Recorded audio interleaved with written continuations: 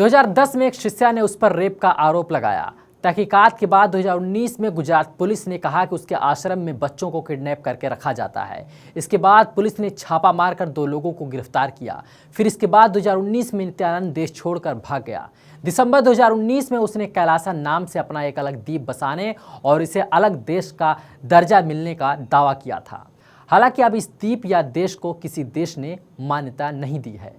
कौन है स्वयंभू संत स्वामी नित्यानंद और ये कैलासा का लफड़ा क्या है? किसने अमेरिका की नींद हराम कर रखी है?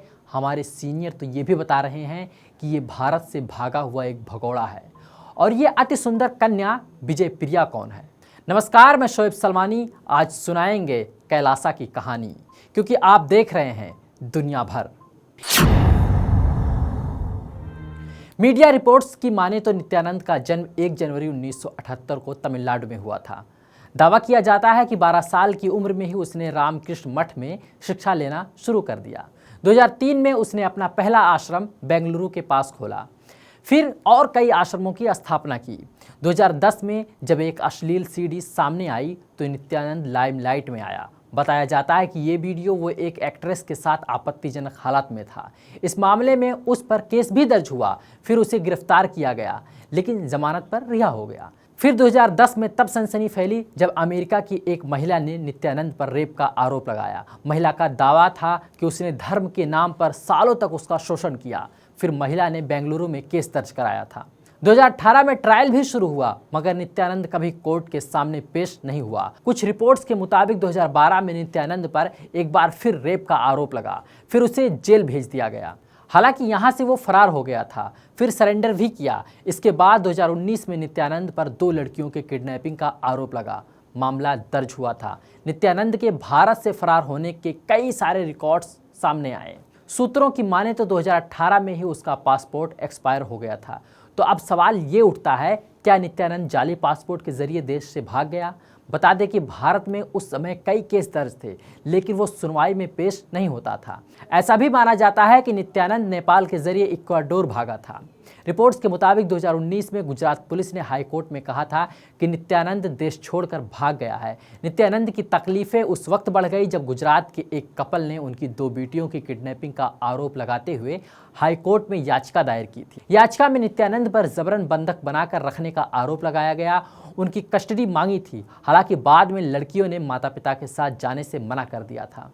भारत के भगोड़े स्वामी नित्यानंद के कथित देश कैलासा ने 30 अमेरिकी शहरों के साथ धोखाधड़ी की है। एक रिपोर्ट्स के मुताबिक कैलासा ने इन शहरों के साथ सिस्टर सिटी एग्रीमेंट साइन किया था। इस कल्चर एग्रीमेंट के तहत ये शहर और कैलासा एक दूसरे के विकास में मदद करते हैं। इसमें धोखाधड़ी ये है कि कैलासा नाम का कोई देश दुनिया में है ही नहीं। अमेरिका की फॉक्स न्यूज़ ने एक रिपोर्ट जारी करके बताया कि ओहायो के डेटन से लेकर वर्जीनिया के रिचमंड और फ्लोरिडा के बुएना पार्क तक कई शहरों का नाम इस लिस्ट में शामिल है।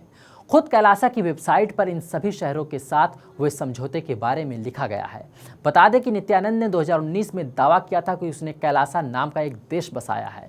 कुछ दिन पहले ही अमेरिकी राज्य न्यू जर्सी के शहर नेवार्क के कैलासा के साथ सिस्टर सिटी एग्रीमेंट खत्म किया था। नेवार्क और फर्जी देश यूनाइटेड स्टेट्स ऑफ कैलासा के बीच 12 जनवरी को समझौता हुआ था। यह सेरेमनी नेवार्क के सिटी हॉल में हुई थी, लेकिन जब नेवार्क को कैलासा की असलियत के बारे में पता चला तो उन्होंने तुरंत अपना समझौता रद्द कर दिया। नेवार्क की प्रेस सचिव सुजैन गैरोफालो ने एग्रीमेंट पर पछतावा जताया। उन्होंने कहा कि जैसे ही हमें कैलासा की परिस्थितियों के बारे में पता चला, हमने एग्रीमेंट खत्म कर दिया। यह एग्रीमेंट धोखे से किया गया था। फॉक्स न्यूज़ की रिपोर्ट में लिखा गया कि फर्जी बाबा ने कई शहरों को ठगा है। रिपोर्ट्स में यह भी बताया गया कि इन शहरों में कई ने इस बात को स्वीकार किया कि कैलासा ने उनके साथ धोखाधड़ी की है। जिनेवा में यूएन की बैठक में भारत के भगोड़े स्वामी नित्यानंद के कथित देश कैलासा की प्रतिनिधि भी नजर आई। नित्यानंद ने ट्वीट कर कहा कि स्विट्जरलैंड के जिनेवा में यूएन मीटिंग के दौरान कैलासा की एक महिला भक्त ने इकोनॉमिक्स और सोशल साइट्स के साथ सस्टेनेबल डेवलपमेंट पर चर्चा किया था।